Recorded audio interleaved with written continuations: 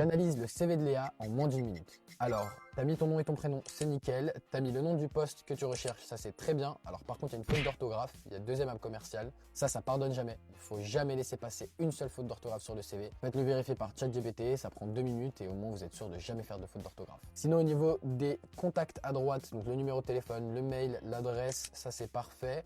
Il manque le LinkedIn, c'est hyper important d'avoir un compte LinkedIn et il faut l'ajouter sur son CV. Sinon, au niveau de la photo, on voit que c'est un selfie, donc catastrophique. Il faut faire une photo plutôt portrait, sobre, pas besoin d'aller faire un selfie avec des lunettes de soleil en plus en plein milieu, ça va pas du tout. Si on passe au niveau de la structure, c'est plutôt nickel. Alors on voit que le CV il est fait sur un format totalement en une colonne et il n'y a pas deux colonnes, ça c'est très apprécié. Et sinon la structure elle est plutôt fluide. On a la section à propos en premier, ensuite on a les expériences professionnelles, la formation et après on passe aux détails comme les réalisations clés, les compétences et enfin la partie certification. La structure est nickel, rien à dire dessus. Et enfin, en regardant un peu le fond du CV, on voit que tu as utilisé beaucoup de chiffres pour illustrer tes compétences. On voit un moment que tu as cité une augmentation de 20% sur le chiffre d'affaires annuel. C'est très bien d'avoir utilisé les chiffres pour illustrer tes expériences, surtout en tant que commercial.